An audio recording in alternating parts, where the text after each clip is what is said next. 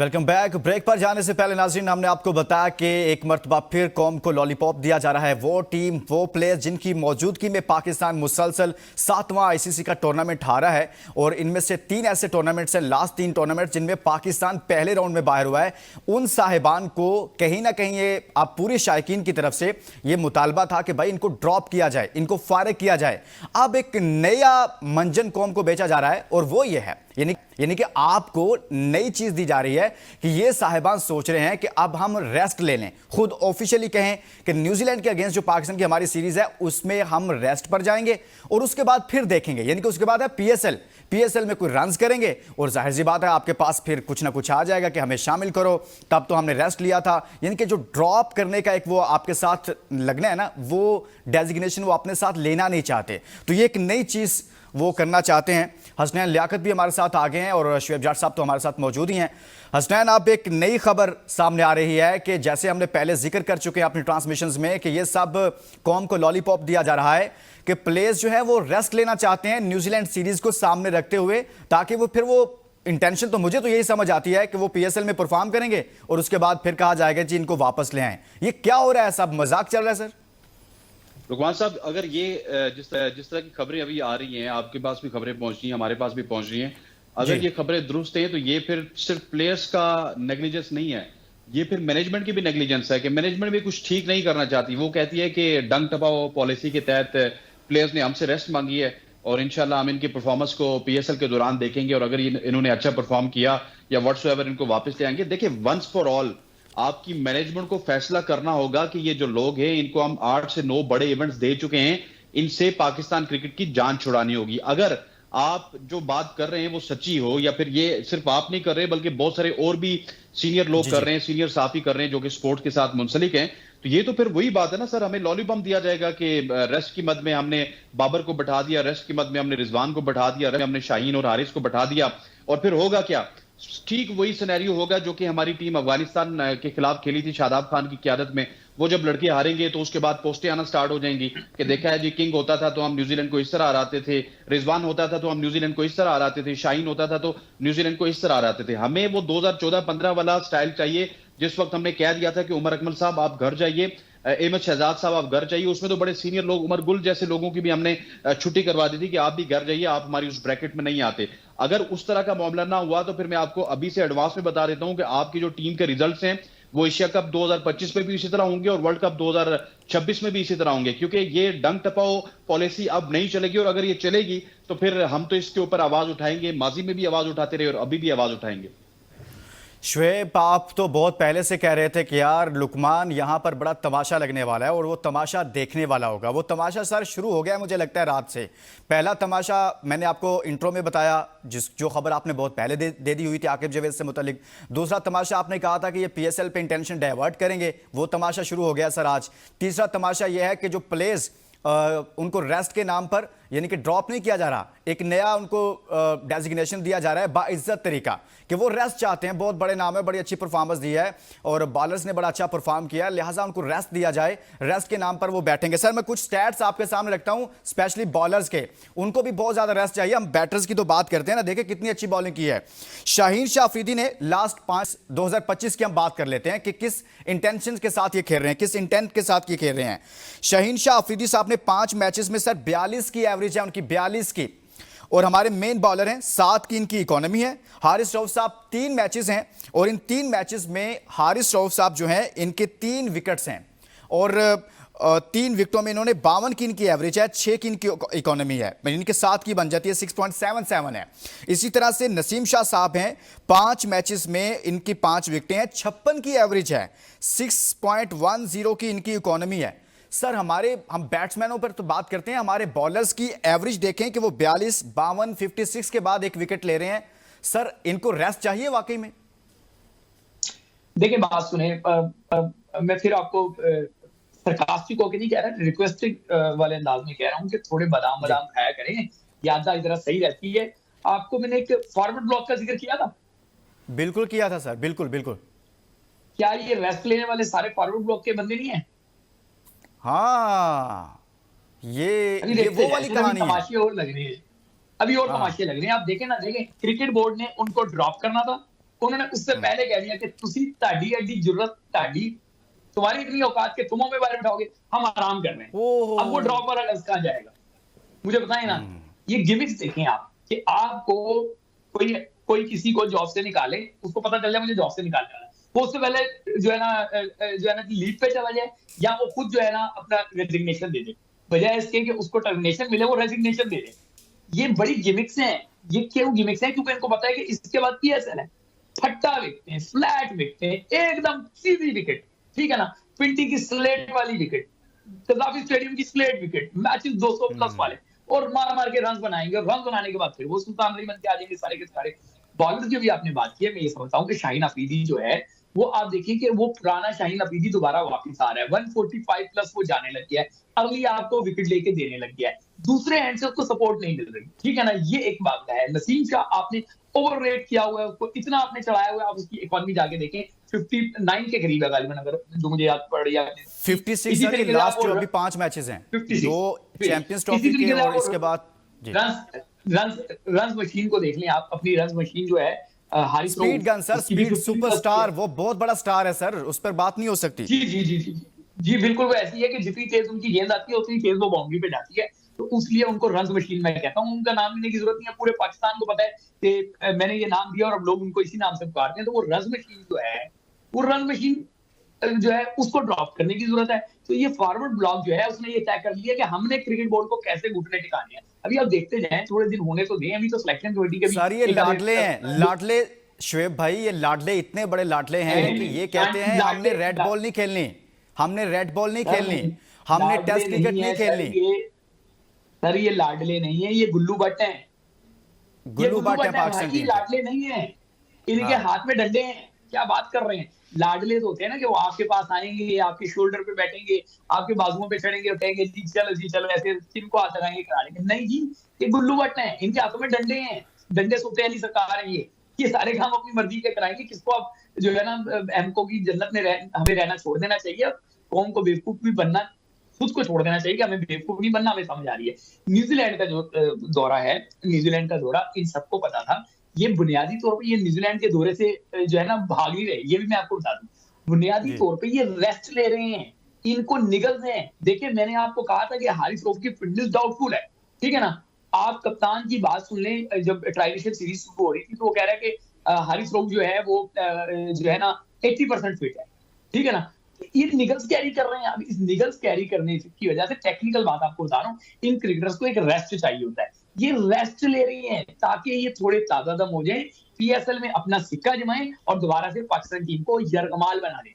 लफ्ज इस्तेमाल कर रहा हूँ, यरगमाल बना रहे। यरगमाल, जिस तरीके से आप कह रहे हैं कि ये एक यरगमाली टोला है जो रेस्ट पर जा रहा है, ये एक यरगमाली टोला है और ये यरगमाल बनाने के एक नए प्लान के साथ आए हैं मैदान में।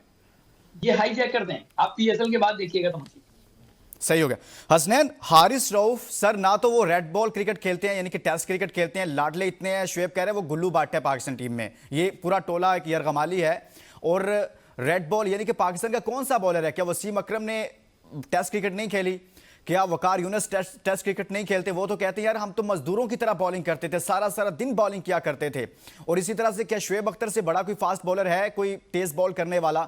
यही वजह है कि हारिस रऊफ साहब पहला स्पेल तो थोड़ा कहीं ना कहीं ठीक कर जाते हैं कभी कभी, लेकिन आखिरी स्पेल में एंड पर जाकर या फिर मिडल में उनको अच्छा खासा फेंटा पड़ता है, क्योंकि उनके हाथ पांव फूल जाते हैं, उनमें स्टेमिना ही नहीं है कि आप उस तरह बॉल कर सकें। तो सर क्या होगा, ये जो यरगमाली टोला है ये क्या करने जा रहा है अब आगे? देखिए आपने ना वसीम अकरम और वकार यूनुस और शुएब अख्तर की मिसाल दी, तो मैं तो समझता हूं कि ये जो तीन अहबाब हैं, हमारे तीन फास्ट बॉलर्स हैं, इनका तो उनसे कंपैरिजन करना ये उनकी तौहीन है। शायद मैं ये समझता हूं कि वो इतने बड़े बॉलर थे। रेड बॉल क्या, उन्होंने तो सारी बॉलें खेली हैं, वो फर्स्ट क्लास क्रिकेट इतनी ज्यादा खेली है उन्होंने। वो जहाज से उतरते होते तो अगले दिन डिपार्टमेंट का मैच खेलते थे, और ये भाईजान जहाज से उतरते तो अगले जहाज में बैठ रहे होते। बल्कि इनके लिए तो हेलीकॉप्टर आते हैं जो एक जगह से इनको पिक करते हैं और जाके कनाडा में ड्रॉप करते हैं, कनाडा में पिक करते हैं तो जाके बांग्लादेश में ड्रॉप करते हैं। इन्होंने तो इस तरह से अन्नी मचाई हुई थी, लेकिन वो अन्नी इस वजह से थी कि ये भूले बटके 2021 और 22 के सेमीफाइनल और फाइनल के लिए क्वालिफाई कर चुके थे। अब इनको लीग्स क्यों नहीं बुलाती? इनको कोई बड़ी लीग नहीं बुलाती, इनको यही बांग्लादेश प्रीमियर लीग, ये जो है कैनेडियन प्रीमियर लीग जिसमें कोई बड़ा स्टार नहीं जाता, उतने थोड़े बाबर। जी, तो अफगानिस्तान ने टॉस जीता है और अफगानिस्तान की जानिब से आज के मैच में पहले बैटिंग का फैसला किया गया है। ये फैसला कैसा रहेगा इस पर बात करेंगे, लेकिन आगे बढ़ने से पहले आज के मैच के हवाले से पॉइंट्स टेबल हमारे पास मौजूद है। उस पॉइंट्स टेबल, क्योंकि वो पॉइंट्स टेबल ऐसा है कि आज अफगानिस्तान बाहर होगा या फिर ऑस्ट्रेलिया बाहर होगा, दोनों टीमों में से कोई एक रहेगा, कोई एक बाहर जाएगा। पॉइंट्स टेबल की सिचुएशन देखिए, अफगानिस्तान गो के 2 मैचेस खेले हुए हैं और उसके 2 पॉइंट्स हैं, और ऑस्ट्रेलिया ने भी 2 मैचेस खेले हैं और उसके 3 पॉइंट्स हैं। लेकिन आज अगर अफगानिस्तान ऑस्ट्रेलिया को हरा देता है तो उसके नतीजा में अफगानिस्तान जो है वो सेमीफाइनल खेल सकता है और दुनिया की बड़ी टीम ऑस्ट्रेलिया चैंपियंस ट्रॉफी 2025 से बाहर हो सकती है। तो ये जो ग्रुप है, ग्रुप बी, ग्रुप ए का, तो बहुत आसान फैसला था, क्योंकि वहाँ पाकिस्तान था, उसने कोई किसी को मुश्किल पैदा की ही नहीं है। सबको कहा कि भाई आप हमारे मेहमान हैं, आप आएँ, मज़े में खेलें, यहाँ पर कोई हमारी तरफ से किसी को कोई तकलीफ नहीं होगी। और इवन कि वो दुबई गए तो इंडिया को भी उन्होंने कोई तकलीफ नहीं दी कि आप लोग इतनी दूर से दुबई आए हुए हैं, कोई मसला ही नहीं है। तो इस ग्रुप के अंदर थोड़ा सा मसला मसाइल है, सो काफ़ी टफ टाइम है इसके अंदर।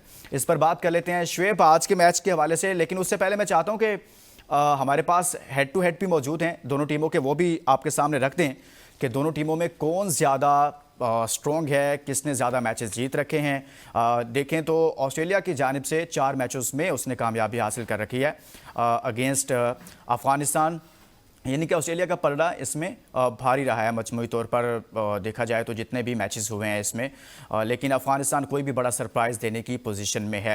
शुएब, आज का मैच बहुत अहम है, बड़ी अच्छी क्रिकेट भी देखने को मिल रही है। जैसे मैंने कहा कि ग्रुप ए में तो पाकिस्तान था, उसने मेहमान नवाजी का पूरा हक अदा किया, किसी को कोई तकलीफ नहीं दी कि यार इतने सालों बाद हमारे मुल्क में टूर्नामेंट हो रहा है, हमारी वजह से किसी को तकलीफ ना हो, हमारी वजह से हमारे मेहमानों को कोई परेशानी ना हो, उनको किसी मुश्किल का सामना ना करना पड़े। लेकिन ग्रुप बी में सर पूरी फाइट चल रही है। आज का मैच कैसा मैच होने जा रहा है? सर, मैं आप जब इंट्रो दे रहे थे उससे पहले जब हम ऑफ एयर थे तो आप जिक्र कर रहे थे कि कोई ओवरकास्ट कंडीशन है गालिबन लाहौर में, मैं आज देख नहीं सका, वरना मैं जी सर 20% है, लेकिन मैच होगा, क्लाउडी है थोड़ा बहुत, 20%, कल बारिश भी हुई ना, 20% तो गुजर जाता है, 20% गुजर जाता है, लेकिन ओवरनाइट बारिश हुई है तो इस वजह से थोड़ा सा उसकी जो ग्राउंड की सिचुएशन होगी वो थोड़ी सी मेरे ख्याल से शायद स्पिनर्स को मदद कर दिया। लेकिन मैं ये समझता हूँ कि आपको याद होगा 2023 का वर्ल्ड कप, जहाँ पे ग्लेन मैक्सवेल का टांग नहीं हिल रही थी, लेकिन टांग नहीं चल रही थी लेकिन बल्ला चल रहा था और उसने 200 रन बना दिए थे और अपनी टीम को जितवा दिया था। आई डोंट थिंक सो कि ऑस्ट्रेलिया को किसी किस्म का कोई मसला होगा। इंग्लैंड थोड़ी गलती कर गया, चूक गया था और इस वजह से वो मैच हार गया था, वरना इंग्लैंड भी वो मैच नहीं हारता। अफगानिस्तान को भी देखें, बड़ी क्रिकेट सीखने का उसको एक बड़ा टाइम लगेगा, ओवरनाइट अफगानिस्तान नहीं जीत सकता। अफगानिस्तान बहुत ज्यादा इंप्रूव कर रहा है, बहुत ज्यादा टैलेंटेड खिलाड़ी हैं। आप एक और बात समझिए कि एक लफ्ज होता है घर का भेदी। यूनुस खान इन क्रिकेट की तमाम जो ग्राउंड है पाकिस्तान के या दुनिया भर के मैच हर जगह स्कोर किया 10,000 रन, लेकिन पाकिस्तान क्रिकेट की ग्राउंड का वो घर का भेदी है। तो वो उनको बता रहे हैं कि किस तरीके से टिक के खेलना है। आप देखें वो टिक के खेला तो 170 रन जो है वो जरदान बना के चला गया, ठीक है ना। तो इसलिए मैं ये समझता हूँ कि आज का मैच थोड़ा सा शायद दिलचस्प हो जाए किसी मरहले में, बट मेरे नजदीक ऑस्ट्रेलिया के लिए कोई मुश्किल नहीं है और उनके लिए ये मैच ऐसे ही है जैसे पीस ऑफ केक होता है। हसन, क्या समझकर आपके ख्याल में अफगान क्रिकेट टीम ने यह फैसला किया, उनके कैप्टन ने, कि वो पहले बैटिंग करेंगे कजाफी स्टेडियम में? पहले लास्ट मैच में भी उन्होंने पहले बैटिंग की, 325 का हदफ रखा और फिर वो मैच जीता। क्या आज क्या मद्देनजर था कजाफी स्टेडियम में? देखिए, डेफिनेटली कॉन्फिडेंस तो उनका हाई है और उस हाई कॉन्फिडेंस के साथ वो चाहते हैं कि पहले भी उन्होंने बैटिंग करके मैच जीता है, यहाँ पे भी बैटिंग करके मैच जीतेंगे। लेकिन मैं थोड़ा सा यहाँ पे ये आपको और पूरे नाज़रीन को बताना चाहता हूँ कि अफगानिस्तान ने तमाम टीम्स को टफ टाइम दिया है, लेकिन when it's comes to India, when it's come to Australia, वो उनको टफ टाइम देने के काबिल नहीं है। इंडिया के साथ भी उनका मोरलेस इसी तरह का रिकॉर्ड है, ऑस्ट्रेलिया के साथ भी उनका इसी तरह का रिकॉर्ड है कि अभी आपने 4 मैचेस दिखाए, 4 में से 4 मैचेस अफगानिस्तान ने हारे हैं, ऑस्ट्रेलिया ने जीते। उसकी वजह क्या है कि ये जो बिग जायंट्स है ना क्रिकेट के, उसमें ऑस्ट्रेलिया का शुमार भी होता है, उसमें इंडिया का शुमार भी होता है, और ये कभी भी अपनी जब फुल स्ट्रेंथ टीम में होते हैं तो ये ना जिम्बाब्वे से हारते हैं, ना आयरलैंड से हारते हैं, ना इंडिया से हारते हैं। मोरलेस अगर इंग्लैंड की बात की जाए तो इंग्लैंड की क्रिकेट बहुत ज्यादा फ्लरिश हुई 2011 के बाद और टिल 2019 तक, और उसके बाद से उनका फिर एक डिक्लाइन चल रहा है। ठीक है, बेसबॉल की तरफ वो गए, लेकिन वो भी हमने देखा है कि टाइम एंड अगेन कहीं ना कहीं पे वो कोलैप्स करते हैं। और शोएब जट साहब बिल्कुल ठीक करें कि वो वहां पे अगर समझदारी के साथ खेलते तो शायद अफगानिस्तान आज इस पोजीशन में ना होता कि वो सेमीफाइनल में जगह बनाता। लेकिन as far as Australia is concern, Australia इनको टफ टाइम देगा। ऑस्ट्रेलिया इनके खिलाफ तमाम तरह अपने बॉक्सेस को टिक करके आया है, इनके खिलाफ उसी तरह के प्लान्स के साथ आएगा जिस तरह से साउथ अफ्रीका इनके खिलाफ एक प्लान के तहत हमें खेलती हुई नजर आई। अफगानिस्तान की टीम को अगर आप प्लान करके खेलेंगे ना तो इनके पास तजुर्बे की बहुत ज्यादा कमी है, एक्सपीरियंस की बहुत ज्यादा कमी है। लीग क्रिकेट खेलने से अगर कोई सुपरस्टार बनता है तो पाकिस्तान की टीम तो सबसे बड़ी सुपरस्टार होती। इन्होंने लीग क्रिकेट ही खेली है, इंटरनेशनल का एक्सपोजर नहीं है, कहीं ना कहीं इनका जैक जरूर लग जाता है। लेकिन when it's comes to bigger opposition like Australia, India and New Zealand, I must say, तो उनके खिलाफ इनका रिकॉर्ड मेरे ख्याल है कि दीदनी नहीं भी है और आगे भी आपको इसी तरह लगेगा कि ये टीमें इनको अफगानिस्तान को कम से कम बहुत टफ टाइम देंगे, काफ़ी टफ टाइम देंगी। इसमें इस मैच पर थोड़ा सा आगे चलकर एक बार फिर बात करेंगे, लेकिन अभी मैं आऊँगा पाकिस्तान पर, पाकिस्तान क्रिकेट पर वापस आते हैं। लेकिन अपने पैनल के सामने मैं जब सवाल रखूं, लेकिन उसके पहले बड़ी इंटरेस्टिंग चीज़ आपके सामने रखना चाहता हूं, वो है कि पाकिस्तान टीम ने इस टूर्नामेंट के अंदर छक्के कितने मारे हैं। हैरानकुन तौर पर जो सबसे अहम चीज़ ये है, आपके बॉलर्स ने आपके बैटर्स से ज़्यादा छक्के मारे हैं। ये स्टैट्स आप देखिएगा कि बाबर आजम, मोहम्मद रिजवान, सलमान अली आगा, सऊद शकील और खुशदिल शाह ने मिलकर 3, 4, 5 यानी कि 5 छक्के हमारे जो बैटर्स हैं उन्होंने मारे हैं। इसमें खुशदिल शाह को भी शामिल कर लें, वो साथ में बॉलर भी हैं, लेकिन हम चले उनको बैटर्स में शामिल कर लेते हैं तो ये कुल मिलाकर बनते हैं 3, 4, 5। इसी तरह से हम अपने बॉलर्स के छक्के आपके सामने रखते हैं कि उन्होंने इस टूर्नामेंट में कितने छक्के मारे हैं। अब ये देखिएगा कि 4, 5, 6 यानी कि 6 छक्के आपके बॉलर्स मार रहे हैं। हारिस रऊफ के 4 हैं, शाहीन का 1 है, नसीम का 1 है, लेकिन मोहम्मद रिजवान, बाबर आजम, सऊद शकील, इमामुल हक, तैयब ताहिर जो बैट्समैन हैं, जो बैटर्स हैं, उनसे ज़्यादा हमारे बॉलर्स जो हैं ना वो छक्के मार रहे हैं। तो बात कर लेते हैं, अपने पैनल के सामने रखते हैं। शुएब, क्या करें यार, बॉलर्स से ओपनिंग करवा लेते, उनसे बैटिंग करवा लेते।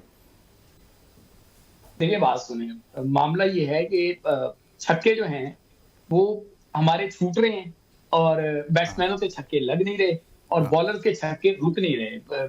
इसी मैच में, इसी इवेंट में हारिस रऊफ ने करीबन 3 छक्के मार लिए थे, अगर मैं गलत नहीं हूँ, एक ही मैच में। हाँ, 3, ठीक है ना, एक ही मैच में उसने 3 छक्के मार लिए। शाहीन भी छक्का मार गया, नसीम भी छक्का मार गया। पाकिस्तान की बॉलिंग अटैक की तबाही की एक बड़ी वजह बॉलर्स के ये छक्के हैं। इन बॉलर्स के दिमाग में ये खन्नास भर दिया गया कि ये ऑलराउंडर बन सकते हैं। वो फिर क्या हुआ उनका हिसाब कि ना वो तीतर रहे ना वो बटेर रहे। हालांकि मिसाल में दूसरी देना चाह रहा था, लेकिन तीतर और बटेर पे ले आता हूँ मैं मिसाल को कि ना वो तीतर रहे ना वो मैंने बटेर रहे, ना वो जिस बॉलिंग कॉन्टेस्ट में ये आज स्टैट्स रखे और चलाए ना, वो ये है कि चलें, आपको पता है बॉलर्स में कभी कभार लग जाता है, वो हम उसको तुक्का ही समझते हैं। और जैसे आपने कहा वो भी ठीक है कि वो इन्होंने ऑलराउंडर बनने की सबने कोशिश की, पावर हिटिंग थोड़ी बहुत इन्होंने प्रैक्टिस की, लेकिन मैं ये कहना चाहता हूँ प्लेयर्स जिनकी ये जिम्मेदारी थी, वहां से ये शो होता है कि किस इंटेंट के साथ हमारा टॉप ऑर्डर, हमारा मिडिल ऑर्डर खेल रहा था, कि हम आज की मॉडर्न डे क्रिकेट से कितना दूर है कि हमने जो मैचेस खेले हैं उसमें हमारे बॉलर्स ज्यादा छक्के मार रहे हैं और बैटर्स हमारा अपना बैट ही नहीं खोल रहे।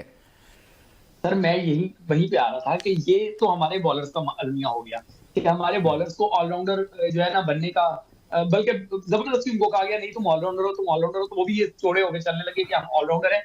जितवाया किसके खिलाफ? नसीम शाह ने अफगानिस्तान के खिलाफ, और उसके बाद जो सेलिब्रेशन थी वो ऐसे थी कि वर्ल्ड टाइटल जीत लिया। एनीवेज, बैट्समैन जो है ना वो इतने जोगे हैं, समझ लो, वो कहते हैं ना कि तू इतना ही जोगा है, ठीक है। अगर आसान अल्फाज में या उर्दू में बात करूं, कहते तुम इसी काबिल हो बस। भाई इन तिलों में तेल नहीं है। आप लेकर आए जिम्बाब्वे की टीम, देखें इनके छक्के। आप आयरलैंड की टीम लेकर आए, देखें इनके छक्के। आप किसी एसोसिएट कंट्री को लेकर आए, फिर आप देखें इनके छक्के। आप बड़ी टीमों की 20 स्ट्रेंथ लेकर आए, फिर देखें आप इनके छक्के। जहां कोई बड़ी टीम आएगी इनके छक्के छूट जाते हैं, ठीक है, इनकी टांगें कांप रही होती हैं, नंबर आ रहे हैं। आप जाके देखें ना कि प्लम्प आउट भी हुए हैं हमारे ये बैट्समैन, इस हमारे बैटर्स जो हैं वो इस इवेंट में या इससे पहले ट्रांजिशन सीरीज में वो प्लम्प आउट पे भी जो है ना रिव्यू लेते थे। क्यों मत मारी हुई है, इनको पता ही नहीं शेक ही हुए में है। अनफॉर्चुनेटली आप छक्कों की बात कर रहे हैं, इनसे सिंगलें नहीं ली जा रही। बाबर आजम का सबसे बड़ा इशू क्या है? इशू उसकी बाउंड्री नहीं है, कवर ड्राइव पे वो चौका मार लेता है, लेकिन चौके के बाद सिंगल लेनी होती है, ये उसको नहीं पता कि सिंगल लेनी कैसे। हाथ पांव भूल जाते हैं कि फील्डर सर पे खड़ा है, वो सिंगल लेने के चक्कर में अपनी विकेट गवा देता है। तो प्रॉब्लम ये है, आप छक्के को रो रहे हैं, मैं तो सिंगल का मातम कर रहा हूँ कि यार मैं तो अपना सीना पीट रहा हूँ कि ये सिंगल कहाँ से आएगी। एक के जोगे नहीं है तो छक्का कहाँ से लेकर आएंगे हम। सही बात है हसनैन।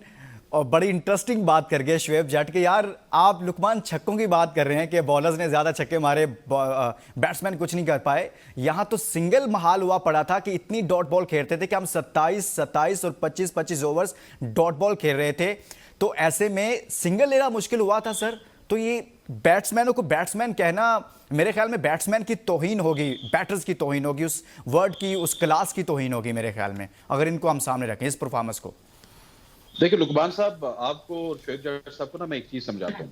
आपने हाँ, 2021 और 22 तक किसी टीम को देखा होगा, ये बहुत ही अच्छी पेस के साथ सिंगल डबल भी लगाते थे, चौके भी इनके आते थे, दायरे का इस्तेमाल भी बड़ा अच्छा करते थे। बाबर रिजवान की जोड़ी भी बड़ी मशहूर थी। और क्योंकि हम ना किसी भी वक्त से 2017 के बाद से, जब से बाबर आजम हमारी क़यादत में थे, हम वर्ल्ड क्रिकेट की प्रायोरिटी में नहीं थे। तो वर्ल्ड क्रिकेट इतना ज्यादा हमें ना देखती थी, ना समझने की कोशिश करती थी, ना हमारे ऊपर वर्कआउट करती थी। आउट ऑफ नोवेयर जब आप एक T20 वर्ल्ड कप के सेमीफाइनल में पहुंच गए, दूसरे वर्ल्ड कप के आप फाइनल में पहुंच गए, तो दुनिया ने ये किया कि दुनिया आपको पढ़ना स्टार्ट होगी कि आप करते क्या हैं। तो उन्होंने देखा यार कि ये तो इस तरह करते हैं कि दायरे का इस्तेमाल अच्छा करते हैं, यहाँ पे चौके लगाते हैं, छक्का तो इनको पहुंचता नहीं है, और साथ सिंगल डबल के साथ थोड़ा सा दूसरी टीम के ऊपर प्रेशर बिल्ड करते हैं। उसके बाद एकदम से जब ये वर्कआउट हो गया, तो उसको आहिस्ता आहिस्ता जब अप्लाई करना स्टार्ट किया, तो बाबर आजम साहब की सेंचुरी आखिरी दफा एशिया कप 2023 में आई थी, उसके बाद वो सेंचुरी नहीं लगा सके। इसी तरह से रिजवान की खिलाफ तो सेंचुरी आ गई। जी सर। हाँ हाँ सर, नेपाल बताएंगे तो कितनी बड़ी स्ट्रॉन्ग टीम के खिलाफ, नेपाल जैसी बड़ी टीम के खिलाफ सेंचुरी, वो भी तो बताएं। जी जी जी जी वो सर, वो भी पाकिस्तान में इतनी टफ पिच पे किया है कि आप सोच भी नहीं सकते। वो भी नेपाल के खिलाफ थी, बिल्कुल ठीक है। और उसके बाद हम इंतजार ही करते रहे कि कब वो 20 सेंचुरीज लगाएंगे और सईद अनवर का रिकॉर्ड तोड़ेंगे। आप ये इंतजार कर रहे हैं कब नेपाल पाकिस्तान आएगा सर, यूं कहिए।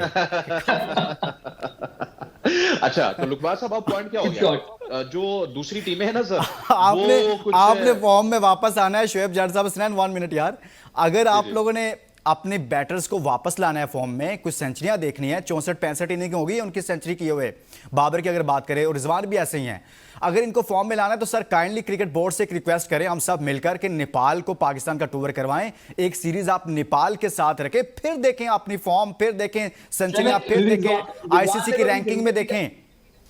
रिजवान ने तो भी जनूबी अफ्रीका के खिलाफ सेंचुरी खेल ली थी, बेशक वो हम जानते हैं कि उनके 9 मेन प्लेयर नहीं थे, लेकिन चले उसने तो मार दी आपके बाबर आजम से। तो हाँ, रिजवान ने कर दी, सॉरी। देखिए बाबर साहब बड़े अच्छे बैट्समैन थे, बाबर साहब बड़े अच्छे बैट्समैन थे, लेकिन वो क्या कहते थे, जट साहब ने उनका बट्टा बटा दिया। बड़े अच्छे माशाल्लाह से उनकी कवर ड्राइव पूरी दुनिया को पसंद थी, लेकिन वो क्या कहते थे, जट साहब ने स्ट्राइक रेट करते करते उनको सिंगल डबल भी लेना बुला दिया।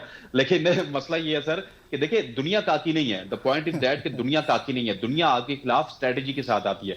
जब उन्होंने एनालाइज किया तो उनको पता चला यार ये यहाँ पे सिंगल लगाता है, यहाँ पे सिंगल लगाता है, यहाँ पे सिंगल लगाता है, उनको पता चला स्ट्रेटजी बनाने की जरूरत ही नहीं है। हसनैन आप गलत कह रहे हैं, मैं आपकी इस बात से एग्री नहीं करता। दुनिया को ये पता चला है इनके खिलाफ कोई स्ट्रेटजी बनाने की जरूरत ही नहीं है, इन्होंने खुद ही घड़े खोदे हुए हैं, इन्होंने खुद ही गिरना है, उसमें कोई जरूरत ही नहीं है। किस टीम ने प्लान किया पाकिस्तान के खिलाफ? रिजवान आया था इंडिया के खिलाफ, पहली गेंद पे उसने चौका लगाया था, उसके बाद रोहित शर्मा अक्लमंद कप्तान था ना, रिजवान की तरह का कप्तान नहीं था, उसने वहीं पे सिंगल रोकने के लिए बंदा लिया, वहीं पे बाउंड्री भी लगी, वहीं पे सिंगल भी लगे। यार बेबसी की तस्वीर बने बैठे हुए थे वहां पे रिजवान, और इसी तरह से बाबर आजम भी और रिजवान भी। मसला ये है कि जब इनके सिंगल रुक जाते ना सर, ये कोई हार्ड हिटर तो है नहीं। आप देखिए रोहित शर्मा को, रोहित शर्मा ने उस वक्त जो आपके शाहीन शाह अफरीदी थे ना, उनको डराने की कोशिश की, ठीक है, और वो डरे और उनकी भी लाइन फिसल गई, नसीम शाह की भी लाइन फिसल गई। अल्टीमेटली शाहीन को समझ आई कि ये इनको यहां पे हमने करवानी है बॉल, यहीं पे ही आउट होंगे।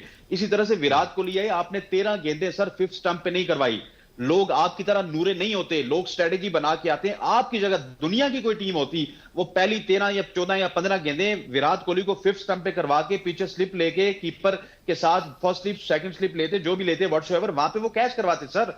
ये मसला ये है कि ऐसा करते रहे माजी। एक मिनट, एक जुमला मुझे वो कंप्लीट करने दीजिएगा। ये खुद नूरे हैं और ये पूरी दुनिया को नूरे समझते हैं, लेकिन पूरी दुनिया नूरी नहीं है सर।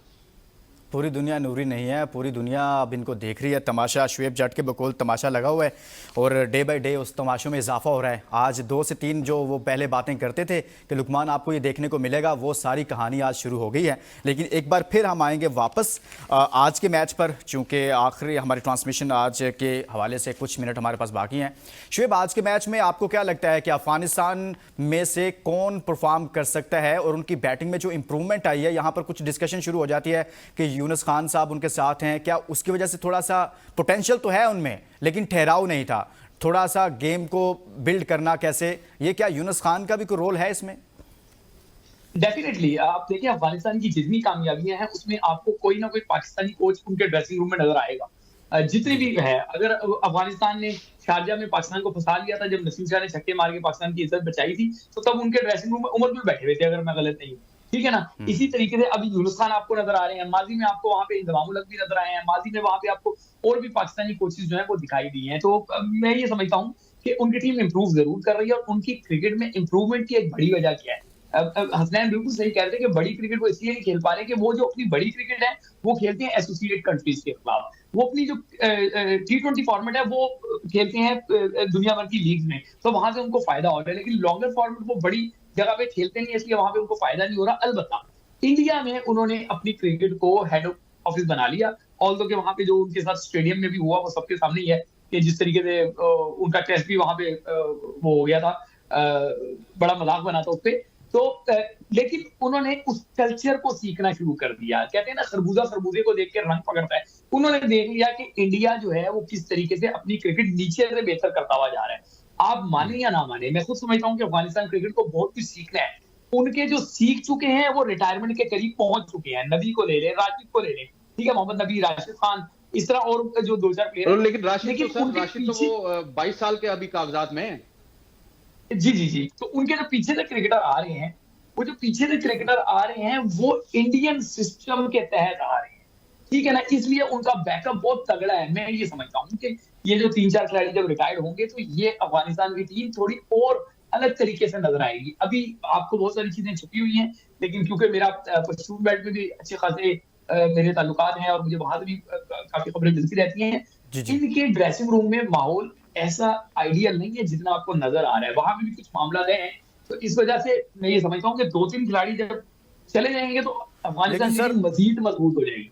लेकिन सर उन्होंने पीआर कंपनियां मेरे ख्याल में नहीं रखी होंगी, प्लेयर्स एजेंट कंपनियां सारे उस तरह से नहीं रखी होंगी। छोटे मोटे मामला होंगे, मसले मसाइल होंगे उनके ड्रेसिंग रूम में, यार तूने कहवा ज्यादा पी लिया है, तुमने अकेले कहवा बनाया, खुद ही पी गए, मुझे नहीं दिया, इस तरह की होंगी। लेकिन ऐसी नहीं। मैं आपको बताता हूँ ना, देखिए मैंने इंडिया का हवाला इसीलिए दिया था, वो इंडिया में गए हैं ना, अब उनको पता है कि फिटनेस पे काम करना है। आप देखें उनका हर खिलाड़ी लीन है, फिट है, उनको पता चल गया स्किल पे काम करना है, उनका हर खिलाड़ी स्किल पे काम कर रहा है। अगर पहले वो, आपको पता है उनका शारजा होता था और शारजा से पहले वो पाकिस्तान के एनसीए में आके क्रिकेट सीखते थे।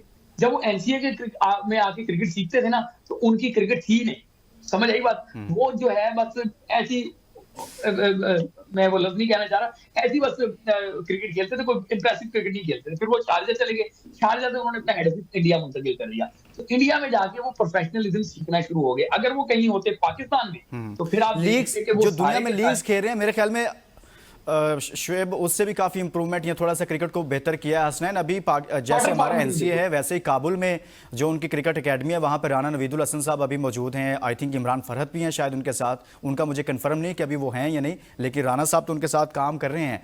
तो पाकिस्तानी कोचेज़ का बड़ा अहम किरदार रहा है। लेकिन एक शॉर्ट कमेंट कर दें, मैंने क्लोजिंग के लिए जाना है कि आज कौन जीतेगा, अफगानिस्तान या फिर ऑस्ट्रेलिया? सर एक थोड़ा सा शॉर्ट कमेंट ये करूंगा कि उनकी क्रिकेट में, अगर ठीक है ड्रेसिंग रूम में मसले मसाइल है, लेकिन उनकी क्रिकेट में पैशन वही है जो वसीम वकार ये आप मुझे मैसेज कर दीजिए, मुझे अपना जवाब दे दें क्योंकि मैंने क्लोजिंग के लिए जाना है। ऑस्ट्रेलिया।